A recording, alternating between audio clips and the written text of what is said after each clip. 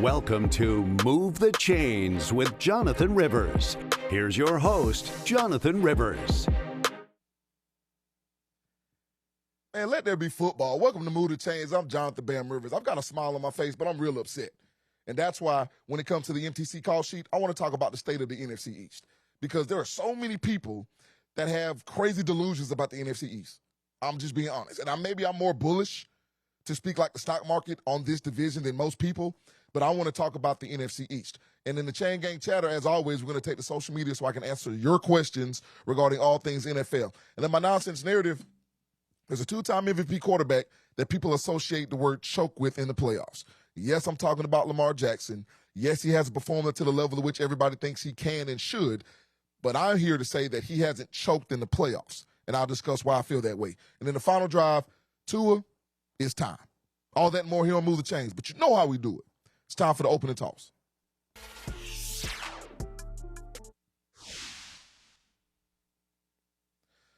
All right. I want to talk about the NFC East, and I want to talk about it from the perspective of what people are actually thinking, why they're thinking that way. I have no problem with precedents being set. And what do I mean by that? As you see the graphic for the records in the NFC East last year. As I take this opportunity, you see the Eagles finish first, followed by the Commanders, the Cowboys, and the Giants, right? So all I'm saying is I have no problem with you saying, well, this team has been this the last 5 years.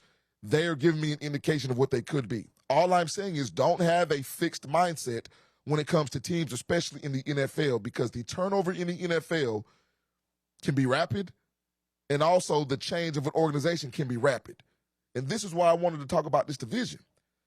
The New York Giants. They will be the worst team in the division, but they won't be bad. Do you hear what I'm saying? Like, the Giants won't be a terrible team in my estimation. Why? Because as bad as the decision they make in giving up Saquon Barkley, like, I'm not going to excuse the Lamar family. I'm not going to excuse Joe Shane, the GM. I'm not going to excuse everybody associated with the Giants that had anything to do with letting go of Saquon Barkley, because even if you feel like the running back position does not need to have the amount of money allocated that the Eagles decided to allocate to Saquon Barkley, he wasn't just your best player. He was the culture and the heartbeat of your team. And you just can't give that up, and that's what they did. However, I think they've created stability at the quarterback position. Yes, by signing Russell Wilson. Yes, by signing Jameis Winston. And then by drafting Jackson Dart, who can be their starter in the next 2 or 3 years. I think there's stability there. But I also think that the Giants will have one of the best defensive fronts in football next year. Dexter Lawrence is on that defensive front. Kevon Thibodeau, who might even be a backup, is on that defensive front. They went and got Roches Nunez from the Tampa Bay Buccaneers to be on that defensive front. They also drafted Abdul Carter, who's on that defensive front. Didn't they also sign Brian Burns from the Panthers, who's one of the best edge rushers in football? All I'm saying is the Giants, I don't think will win the division. I don't think the Giants will be a wild card team. They will be the worst team in the division, but I don't think they'll be a bad team. The Washington Commanders. So the talk about Washington for the longest time was about Daniel Snyder, their former owner. And the biggest talking point was, well, what's the next type of situation that Daniel Snyder has to try to give himself up? Or what's the next story? Or what's the next piece of drama? Or should the Washington franchise change their name? This is what you were talking about. And this is what you can talk about because your team is not good. And this is where the Commanders were. But Josh Harris buys the team, he and his ownership group. That's first domino, right? Adam Peters becomes the GM. That's the second domino. And then you draft a guy like Jane Daniels, who is a transcendent player, a transcendent leader, a transcendent talent, whatever superlative you want to give him, he's off the chain, okay? Now, what are people doing? You have to understand that Washington is now in a position to be what? They're in a position where they've put themselves, where they're trying to win a Super Bowl now because their rookie quarterback helped lead them to a conference championship game. So they were literally the transfer portal guys, like through free agency. This is exactly what Washington did. They went out and got 6 defensive players via free agency. I'm not even talking about what they did with Larry Tunzel and Debo Samuel on the offensive side of the football, because offensively they were fine, but they were 18th in total defense last year. Now, I'm going to say that for 2 reasons. One, because there was no team in the NFL that ranked in the top 11 in total defense that didn't make the playoffs. Every team ranked in the top 11 in total defense made the playoffs last year. So that tells you what this league is, regardless of what people want to think about it as a passing league. You still got to play defense. The Washington Commanders were 18th. That's the bottom half of the league, but they still made the playoffs. And that's for all of you people who continue to try to make excuses for the Cincinnati Bengals about them having a bad defense, and that's why they didn't make the playoffs. The Commanders didn't have a great defense either, and they still made the playoffs. And that's what they addressed in the offseason. Man, when I talk about they brought in guys like Javon Kinlaw and Dietrich Wise and Von Miller and Jonathan Jones and Will Harris, like they've reconstructed their entire defense almost because they know that their window, which they didn't have going into last season, they didn't even have a window. But when you have a rookie quarterback and a coach like Dan Quinn, whom I didn't say in the opening, my bad, Dan, that's another domino, this is what happens. Now the window has expanded. And now because this, they had all this cap space, and they went out and used the money via free agency or the NFL's version of the transfer portal to build what was weak on their team, and that's their defense. That's the state of the Commanders. Now, I will say this. The same way that I said that the Commanders would have a slump sometime last year because Jane Daniels was a rookie, it happened, but they still made the playoffs. And I said, don't get dismayed and don't jump off their bandwagon. Don't think that the Commanders have to be an NFC Championship game participant this year or a Super Bowl or their season was a miss. Don't think that way because it would not be wise in my estimation to think that way because when you're building an organization that has been putrid for the past decade or more, one season doesn't change it all around in terms of the results. I think they have a great culture there, but I'm not going to dismiss the Commanders if they don't make the NFC Championship game because I know it's just that hard. And I just told you this division, in my estimation, will be better than a lot of people think it'll be. Now, the Philadelphia Eagles, the defending Super Bowl champions. Man, can we stop all this crazy talk about Jalen Hurts and him just benefiting from the Eagles? So if you'd ask me, bam, does Jalen Hurts benefit from Saquon Barkley and A.J. Brown and Devontae Smith and Cooper DeJean and Zach Bond on the defensive side and Jordan Jenkins and all those guys? Absolutely. Absolutely, he benefits. But do you not think that the defense and the running back and the receivers and the offensive line benefit from Jalen Hurts as well?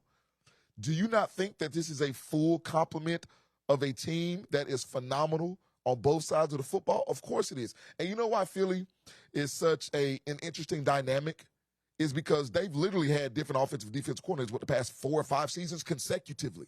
But you've got a quarterback who's a coach of a son who is a leader, and that's what people celebrate. But then yet people still try to say Jalen Hurts is not a top tier or top 10 quarterback because of the talent around him. But yet you still say when quarterbacks don't have talent, the team needs to get them talent.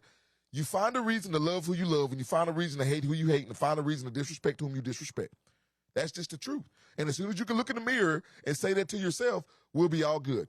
The truth of the matter is the Eagles are one of the best teams in football and are very different than they were last year. They don't have Milton Williams anymore. They don't have James Bradbury anymore, right? They lost Darius Slade. They don't have Josh Sweat anymore. They'll still be good, but they still have to replace some guys. Okay, so let's not act as if they're just going to run through the league. And if they do, again, that's a testament to Nick Sirianni, Howie Roseman, and Jalen Hurts, who's one of the best players and leaders in the NFL. The Dallas Cowboys. I promise you, man, I've never seen people have such a one-track mind when it comes to an organization. I'll agree with you that Jerry Jones does a lot to hurt this football team. No issue. But this is what I'll say. Since 2020, where they drafted CeeDee Lamb in the first round, all right? I need you to listen to me here. All right? Since then, in 2021, first-round pick was Micah Parsons. Baller. 2022, first-round pick, left guard Tyler Smith, one of the best young guards under the age of 25 in the NFL. 2023, first-round pick, Mozzie Smith, nose, trying to get big up front on the defensive side of the football. 2024, they drafted Tyler Guyton at left tackle. And this past draft, 2025, was Tyler Booker, the beast at guard at Alabama. So you mean to tell me that this team has been drafting the way championships team draft, but because they haven't won a championship, everybody says they're trash. Niners haven't won a championship in a long time, right? I can't hear you. The Steelers haven't won a championship in a long time, right? I can't hear you. The Washington franchise, the Commanders haven't won a championship in a long time, right? I can't hear you. And I understand the Cowboys haven't been to a conference championship game, and I agree that they could be done better. All I'm telling you is that the Chiefs, the Eagles, and the Buffalo Bills are the teams with the most wins in the NFL since 2021. The team immediately after them are the Dallas Cowboys. So criticize the Cowboys, criticize Jerry Jones, because I do it too. But in the same vein, make sure you give them respect when they've earned it, because they have. They haven't won a Super Bowl in over 25 years. I agree. That's a long time. But don't act like they're the worst franchise in the NFL, because they're not. All right, when we get back from the break, told you I was mad, man. It'll be the Chang Gang Chatter. I'm going to answer your question via social media. Back when we move the chains, right after this.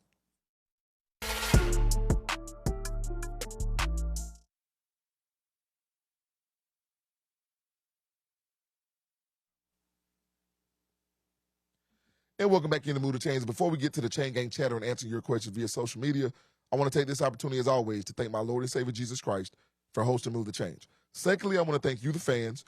Even those who think I'm crazy and disagree with my takes, I appreciate you too. Thanks for all the love. And last but not least, to the best production crew in the business, phenomenal job as always. All right? Having said all that, you know what time it is. It's time for the Chain Gang Chatter.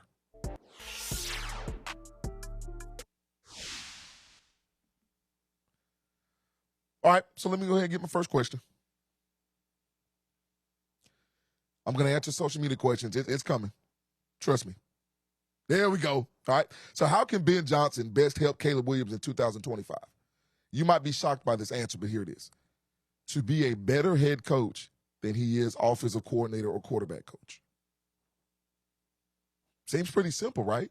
And the reason I say that is because if he's a better head coach, that means the team is prepared week in and week out to play football at a high level. And if that's the case, the job for Caleb Williams becomes easier. I understand all the pronouncements that were made in terms of him being, 4,000-yard passer and 70% completion percentage. That's cool. I don't even have a problem with him saying it. But make sure that the team around him is operating at a high level so it becomes easier for the quarterback and he can get into a rhythm. So if you're Ben Johnson, I think the biggest thing you can do for Caleb Williams, your quarterback whom you want to be a star in this league, is to be a better head coach than you are offensive coordinator. All right, what's the second question we have here? What's my biggest concern regarding the Philadelphia Eagles in 2025? It's simply getting away from who they are. Like, the worst thing the Eagles and Nick Sirianni can do is try to prove to people that, hey, we won the Super Bowl this way. We're going to come back this year and do something different. Why? Who cares what people think? Do you remember the game last year where they threw for a bunch of yards and Jalen Hurts looked and they said, that's what y'all wanted, right? It was like they were playing with your emotions, as people would say, well, why don't they throw the ball? Because they kill everybody on the ground. Now, I'm not saying don't ever throw the football. I'm simply saying if your identity is to smash mouth people and beat them up on the lines of scrimmage, why is that a bad thing? Why do we have to buy into the fact that everything has to be led by the pass?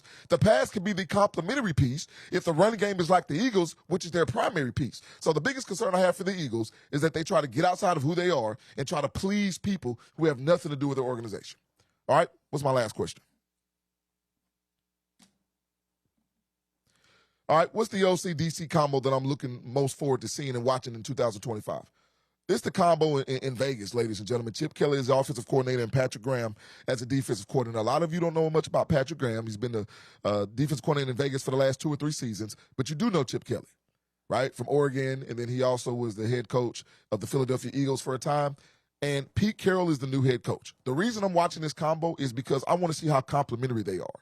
I truly believe that the Vegas Raiders will be a team that runs the ball between 30 to 40 times a game consistently. And I want to know what that does for Max Crosby and the guys and Spleen on the defensive side on the football. How can they play complementary football? Because to me, the AFC West will be a complementary football division because the Chargers are going to be able to run the football. I think the Broncos are going to be able to run the football. So will the Raiders. And I think the Chiefs have shown you that they're willing to do it, even though everybody wants them to have the deep ball capability. I'm looking at Vegas because I'm looking at Pete Carroll with his introduction to the AFC with the Vegas Raiders. How do they complement each other offensively and defensively?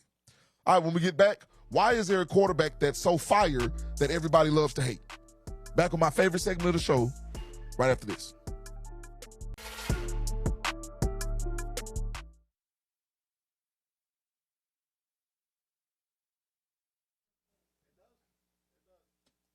Hey, welcome back into the show. And it's time for my favorite segment of the show. And if you don't know, now you know. It's time for the nonsense narrative.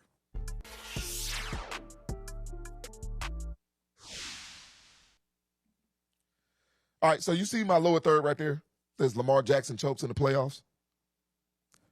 I just don't agree with it. Now, I'm not going to sit here and argue with you. You tell me Lamar Jackson is not the same quarterback in the playoffs that he is in the regular season. Absolutely not. He's 3-5 in the postseason. He's won 2 MVPs and could have easily won a third MVP last year. He was MVP in All-Pro twice, right? Last year he was first-team All-Pro as a quarterback, which means you can only have one and still didn't win MVP. I'll let you figure that out. My point is, I don't think he chokes. Because if this were an individual sport, if Lamar Jackson played tennis or Lamar Jackson was a track star, which kind of is, but if he were a track star and he didn't perform, I'd say that he chokes. I simply think that, one, he puts too much of the moment on his shoulders in the playoffs and he presses.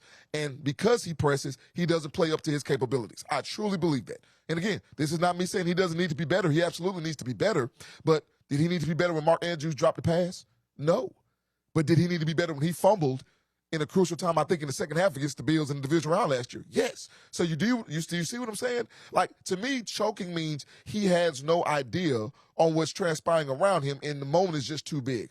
I don't think the moment is too big. I just simply think Lamar Jackson and the Ravens try to do too much. The same thing I told you what scared me about the Eagles this year was them getting away from their identity. How often do you see the Ravens become who they're not in the playoffs because the situation is different? The best teams understand when your situations are different because the playoffs come, don't forget about who you are. And I think as long as the Ravens do that, and he's 28 years old, they'll be fine, and so will Lamar Jackson. All right, when we come back from the break, it'll be the final segment of the show. Back with the final drive right after this.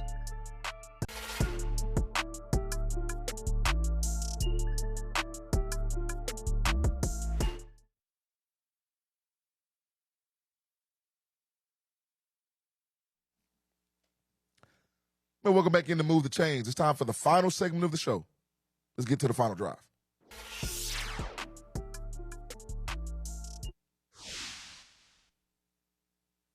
It's time, Tua, my boy. I've been a mad proponent of Tua Tagovailoa, but I can't dismiss the fact that he's been injured and only healthy like one full season. I can't dismiss that. I go after Joe Burrow because he ain't been healthy but 50% of his career. Tua hadn't been healthy more than that. And I think Joe Burrow is better than Tua, not just because he's been healthy, but because he's a better player. But Tua has all the talent and all the attributes, but he's got to be able to do something. He and Mike McDaniel this year in Miami. I'm not saying getting fired or getting traded or anything like that, but it's time for you to show the type of player you are or to prove all the doubters wrong. All right.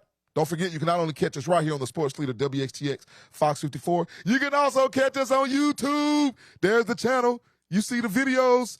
Subscribe, like, leave a comment. We're all here for it. Man, another banger. For the best production crew in the business, I'm your boy, Jonathan Bam Rivers, and always remember, build every day of your life brick by brick. And until next time, right here on Move the Chains, God bless.